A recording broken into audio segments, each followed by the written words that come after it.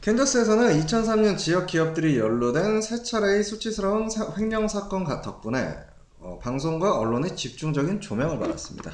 기업의 최고 경영자들이 저지른 못된 짓이 미국 국민들을 각성시킨 앨런과 월드컴 사태처럼 그보다 규모는 작지만 그와 유사한 세 번의 기업 파산은 캔자스 주민들에게 자기 지역의 엘리트들에 대한 문제의식을 일깨워주었죠. 덧붙여 말하자면 보수주의가 만들어낸 경제 환경의 본색이 무엇인지 다시 생각하게 했어요. 이 세 차례 추문은 하나같이 앨런이나 월드컴 사태처럼 기업의 최고 경영자들이 신경제 이론이라는 환각에 취해 저지른 준공익사업과 연관되어 있었어요. 저자 토마스 프랭크가 자란 미션 힐스는 과연 엘리트들이 어떤 사람인지를 잘 보여주는 곳이에요. 약 150만 평의 완만하고 경치가 아름다운 곳에는 한 해 평균 가구 소득이 약 19만 달러, 하나로 2억 원 정도 되는 사람들이 3,600명쯤 모여 삽니다. 캔자스 주에서 가장 부자 동네이며 전국에서도 손에 꼽는 부자들이 사는 곳 가운데 하나예요. 그러나 미션 힐스가 점점 부자 동네가 되면서 저자의 집은 반대로 내몰렸었다고 해요. 미션 힐스는 공금횡령, 세금 포탈, 부동산 사기, 수표 위조와 같은 범죄를 저지른 좀도둑들이 수없이 많다고 해요. 무엇보다도 캔자스에서 범죄가 성행하는 것은 자산 압류 면제 조치가 무제한 적용되기 때문입니다. 그 덕분에 파산 선언을 한 사람들은 살던 집에서 그대로 살 수 있어요. 당연히 파산할 준비를 하는 사람들은 가장 비싼 집을 사고 싶어 했어요. 따라서 미션 힐스는 법적 제재를 받는 사람에게 아주 매력적인 곳이 되었습니다. 이것은 자본주의 체제의 범죄성을 보여주는 증거일 뿐 아니라 지난 수년 동안 세계 여러 곳에 야만적인 인상을 심어준 조건이기도 해요. 1980년대로 거슬러 올라가 리처드 로드라는 저널리스트는 캔자스 시티 외곽의 부자 동네 존슨 카운티를 컵케이크 랜드라는 두 단어로 못을 박았어요. 그 별명은 지역 지도자들을 짜증스럽게 했습니다. 컵케이크 랜드는 캔자스 시티 주변의 다른 지역과 마찬가지로 성남 프롤레타리아와 소수 민족계 정치인들의 의견을 물어보지도 않고 순전히 개발업자의 계획에 따라 지은 대도시예요. 컵케이크 랜드는 문화 증진에 대해서는 아무 생각도 없고 다만 재산 가치를 높이는 데만 관심이 있어요. 교육 지원은 없고 브랜드 가치를 높이는 데만 주목합니다. 개발업자들은 갈수록 더 먼 교외 지역까지 개발구역을 넓혀갔어요.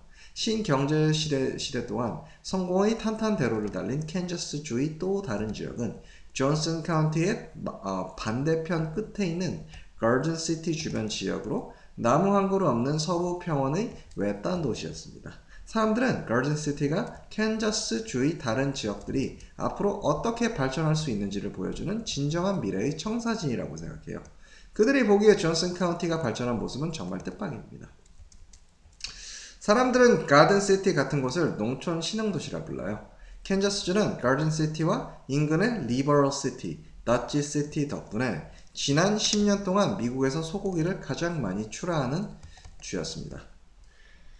오늘날 캔자스주의 서쪽 끝에 있는 이 세 도시에서 하루에 도축하는 소의 수는 24,000마리에 이르러요. 이곳의 경제가 성장한 것은 틀림없지만 주민 수가 늘어나면서 도시는 생각보다 그다지 풍요롭지도 건강하지도 않습니다.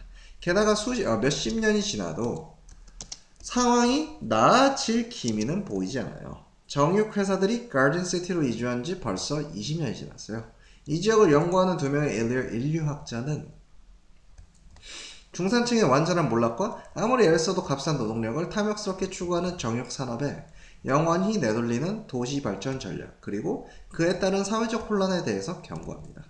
미션 힐스의 처지에서 볼 때 자유시장 경쟁체제는 우아한 교통안전지대에 있는 분수대를 낳은 사회체제예요. 그러나 가든시티의 처지에서 볼 때 그것은 아이들 놀이터에는 녹슨 놀이기구들만 삐그덕거리고 학교는 다 낡아 썩어가고 생산할 수 있는 것들은 수십 년에 다 사라지고 지하수도 다 고갈되는 온갖 태보가 낳은 상처와 전염병, 죽음의 체제일 뿐입니다. 전미가족농연합은 오늘날 미국 농업은 1980년대 중반 이후로 최대의 위기를 겪었다고 주장합니다. 캔자스주의 아무 농민이라도 붙들고 얘기해보세요. 그러면 그가 자신의 생계에 대해서 얼마나 극도로 비판하는지 금방 알 수 있습니다. 아주 큰 대농장주가 아니면 어떤 농민도 이익을 전혀 낼 수 없어요.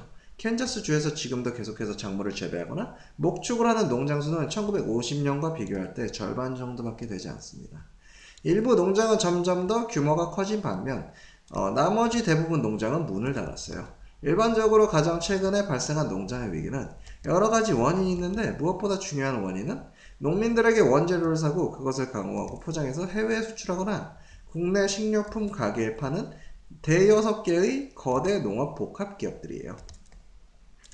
농촌에 살아본 적이 없는 사람들은 대개 농업에서 발생하는 모든 종류의 이익을 당연히 같은 것으로 생각해요. 그러나 현실에서 이 두 부류의 이해관계는 반동의 역사인 KFC, Kentucky Fried Chicken 창업자 커넬 샌더스와 병아리의 관계와 아주 유사해요. 커넬 샌더스는 지금까지 20여 년 동안 농민들은 약화시키는 반면에 농업 복합 기업들은 강화시키기 위해 정교하게 다듬어진 농업 관련법과 무역정책, 제도들 덕분에 끊임없이 성공의 길을 걸었어요. 하지만 엠포리아 같은 농촌 도시들에 있어 그 결과는 파멸이었죠. 역설적이게도 농장은 미국인들이 100년 전에 자유방임주의 경제라는 함정에 빠져 허우적대다 첫 번째 교훈을 배운 곳이에요. 농업은 제멋대로 돌아가는 일반 시장에는 적합하지 않은 독특한 분야입니다. 농민들의 수가 수백만 명에 이르러요. 그들은 당연히 조직화되어 있지 않습니다. 서로 협력해서 농사계획을 짤 수 없어요. 농민들이 조직화하지 못하는 동안 농업기업들은 반대로 움직여요. 농업기업들은 다른 모든 산업처럼 합종연횡하면서 기업 간 경쟁을 회피합니다. 캔자스 사람들은 경제 문제에 관심이 없어요. 가난의 원인이 체제의 문제라기보다 영적 문제라고 믿는 공화당 상원의원 샘 브라운백 같은 사람은 이런 상황을 잘못 흡족한 듯 바라봅니다. 캔자스 사람들은 국가의 순결성과 같은 더 웅장한 것에 주목해요. 후원임금, 농촌 지역에 대한 정당한 대우, 소도시, 심지어 우리가 살고 있는 곳의 불행한 운명. 이 모든 것들은 책에서 찾아볼 수 없는 진화론과 온갖 독창적인 방법으로 훼손되는 공교육 다음으로 관심이 먼 것들이에요. 캔자스주는 레이건 부시 정권이 힘차게 밀어붙인 규제 철폐와 민영화, 자유방임 정책으로 심하게 병들었습니다. 캔자스주의 농촌 인구는 감소하고 소도시들은 해체되고 대도시들은 침체기에 접어들었어요. 하지만 그곳의 부자들은 보안장치가 설치된 원격 제어 대문 안에서 화려한 삶을 영위합니다. 캔자스는 지금 기존 관습에 과감히 도전하며 전세계에 대서특필을 내는 반란이 용서숨치고 있습니다. 하지만 그 반란자들은 도대체 무엇을 요구하는 것일까요?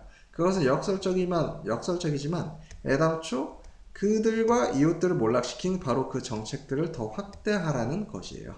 이것은 단순히 캔자스 주만의 수수께끼가 아닙니다. 이것은 그 모든 것이 가능하도록 역사적으로 변해온 미국이라는 나라 자체의 수수께끼예요.